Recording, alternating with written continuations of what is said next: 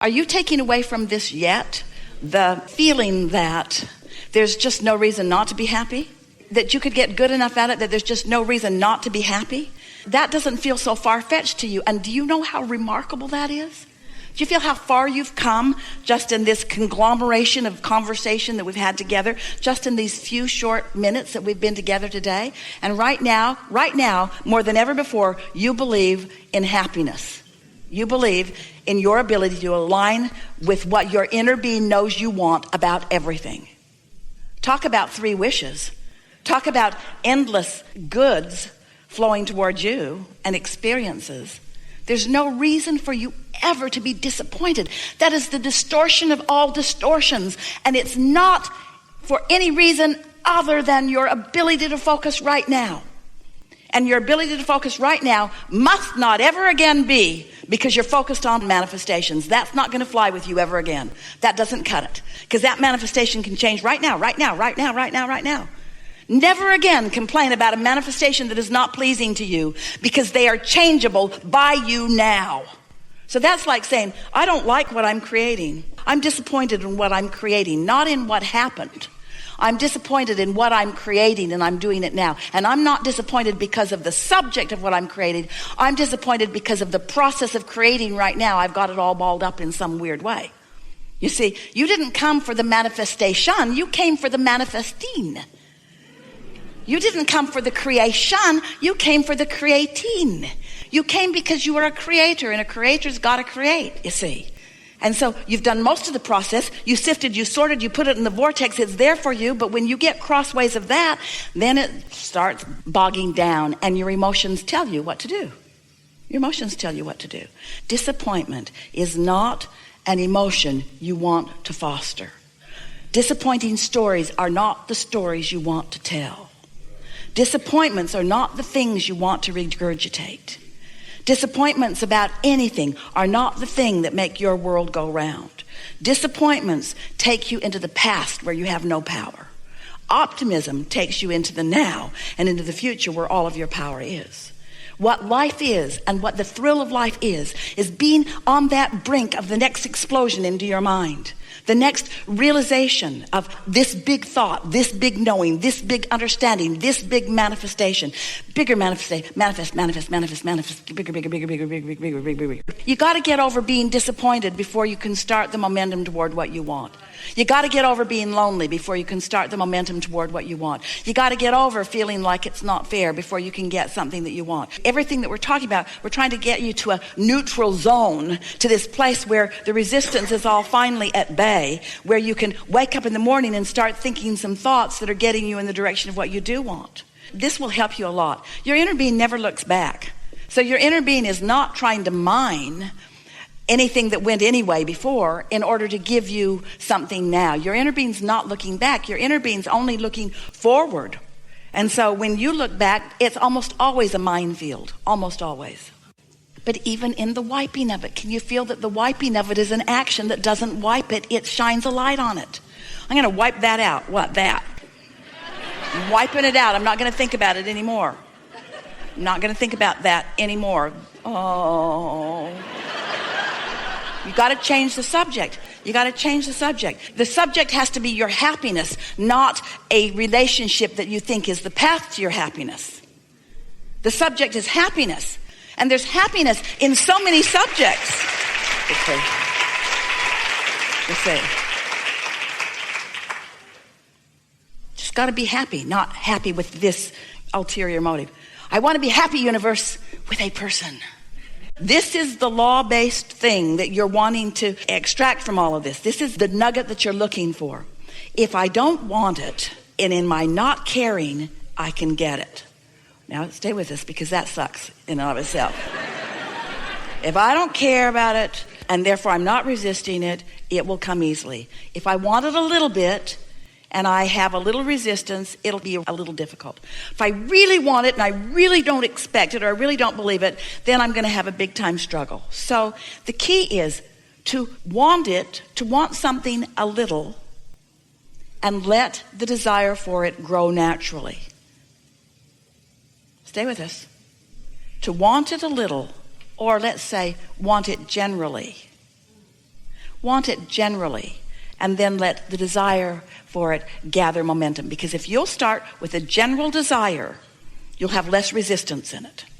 And law of attraction will cause that general desire to pick up speed. So it'll get more and more until you'll end up with a very healthy desire and no resistance, and then manifestations that are going to pop into your experience all over the place. Did you follow the formula?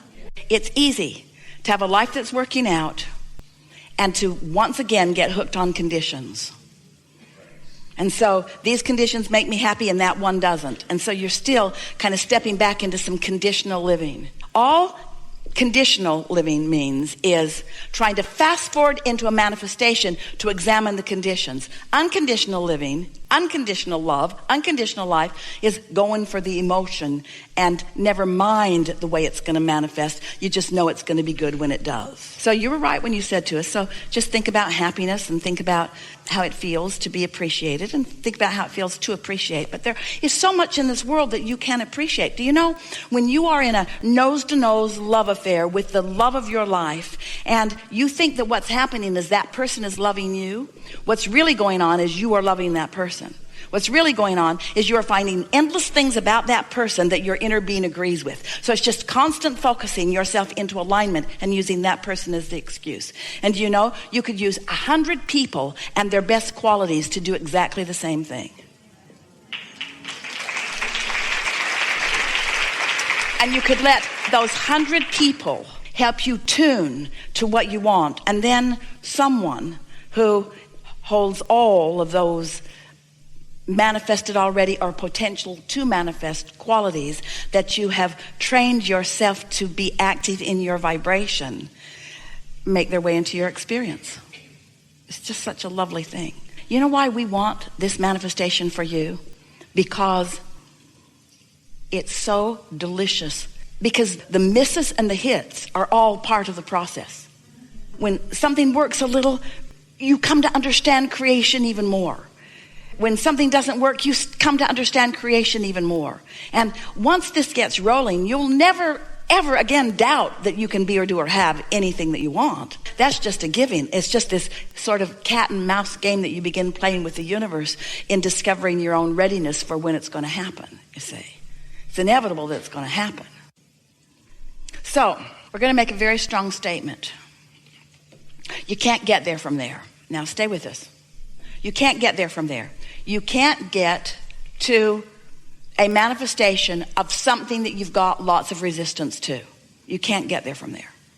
Just stay with us for a minute. Because it's not like the things we usually say to you. Because we usually say you can be or do or have anything. But we're saying this to you because we want you to sharpen your skills of creation because you're ready to do that.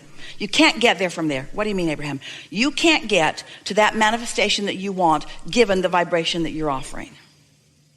Oh. So what's off in the vibration that I'm offering?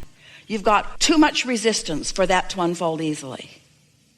Well, what do I do about the resistance? Should I work harder? Should I think about it more? No, that will make the resistance more.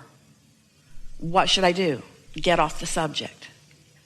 Get off the subject. That will make the resistance less. You see, if you get it, and we're going to ask you if you do you believe that your vortex exists? Do you believe that there's a vibrational version already queued up for you? Do you believe that universal forces are arranging circumstances and events and that the cooperative components are all lined up for you? So if you believe that, then what is the piece that you've got to do? You've got to allow it. You've got to get yourself in the receiving mode, which means you got to be happy anyway. You got to be lighter about it. Well, how do you be light about something that you're heavy about? Don't think about it for a while and it will dissipate. And then next time you think about it in more general terms. It's like the movie that our friend was talking about. You have to reestablish your own communication between you and your inner being. And your inner being is not speaking to you in words. We sort of distort that when we're talking to you with all of these words. In fact, sometimes the words are so much it's like a hair blowing back experience for you. You'd be better off not even listening to all of these words. Your inner being is not speaking to you in words. Your inner being is offering blocks of thought which you are translating into impulses, into memories, into thoughts, you see. Do you feel how reluctant you are to let go of what you've been doing that isn't working? Only you will know by how it feels when you come across those thoughts. But we're suggesting that you start in a far more general place, such as, I'm living happily ever after, and the universe is yielding to me on so many fronts. And I really believe that whatever I want on any subject can come to me. And there's evidence of what I'm wanting coming to me in many, many ways. And I'm looking forward to the discovery of more and more avenues through which well-being can flow to me. And I'm certain that I have all kinds of desire that is lined up for me, that's in my vortex, that's being yielded to me. And I believe that the universe is yielding more to me than I'm maybe even able to receive. And I'm getting better and better at receiving it. And I really like this other stuff that I'm doing. And I really like understanding the laws of the universe. And I'm always looking for opportunities where I can help other people see how the laws of the universe are working too. And now we're going to get a little more specific. And you see if in getting more specific, you're still in that easy place. And I like the idea of being a deliberate creator. And I so like deliberately creating among others who are deliberately creating. It's so fun to meld my mind with others. And it is so much fun to watch the universe bring to me the cooperative components of what I'm looking for. And therefore, it is illogical to me that the universe would not already have worked out cooperative components to co-create with me on many fronts. Companionship is just a really natural thing on all subjects. There really isn't anything that I ever really do alone. There are almost always others around that I can bounce off of or that I can respond to in some way. This is a cooperative universe. This is a collaborative universe. The universe knows who I am and what I want. And the universe knows, now we're going to get a little specific, maybe too specific for you. The universe knows who I am and what I want relative to all topics, and even relative to this topic of companionship or partnership. The universe knows who I am and what I want. The universe has been watching my expansion and evolution. The universe knows exactly where I am. The universe knows if I'm keeping my own promise to myself. Am I ready to bring a partner to me? Am I really in alignment with my true desire? Because if I'm really in alignment with my true desire, then I'm ready for the universe to yield that true desire for me. But if I'm not quite ready, then I really don't want the universe to yield it to me, even though I know the universe is going to yield to me, because law of attraction can't keep that from happening. So a person comes to me who's not quite right because I'm not quite right yet with my own desire. I have more opportunity to work more of the bugs out, more opportunity to really discover who I am, more opportunity to not care so much what others are thinking around me, more opportunity to flow the energy and not be so aware of how others are responding to the energy that I'm flowing. I'm getting ready to be ready for it. And when I'm ready, the evidence will show itself to me. I appreciate how the universe brings me an exact replica of whatever I've got going on vibrationally, so that I can see it, so that I can take the hit of it, so that I can feel the disappointment of it, so that I can take the bounce of it, so that I can launch the rocket of it, so that I can begin again, becoming more specific from a very beginning place of generality. When you finally made the decision that you were going to do something different, that decision was your grid filling in. That was you having asked and asked and asked, getting the vortex going and going and going, and at a moment of little or no resistance, that determination came to you and you knew what you were going to do. Remember how clear you felt?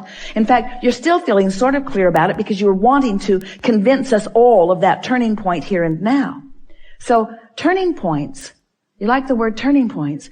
Turning points are often the grid filling in with an idea that you are now ready for. It's not that the idea isn't there. It's that you're not ready for the idea. It isn't that you're not ready for the idea because you don't want it, because you do. It's because you're not ready for the idea because you're not a vibrational match to the desire. You're a vibrational match to the absence of the desire. Feel the difference? So you ready yourself for what's in your vortex by feeling better. And you feel better by leaving out the things that don't feel good and focusing on the things that do feel good. So it is this simple. Take the handful of things that feel good and just run them into the ground. Have you ever had a good joke that you just want to tell to everybody? Pretty soon you're repeating it again to the same people, and they're saying, dude, I heard that. I laughed the first 5 times. It's over for me. But you know how fun it is to get hold of something that feels good, that you can delight yourself and others with. Well, this is the same sort of thing. Get a handful of those things that are delightful to you and just play the loop again and again and again.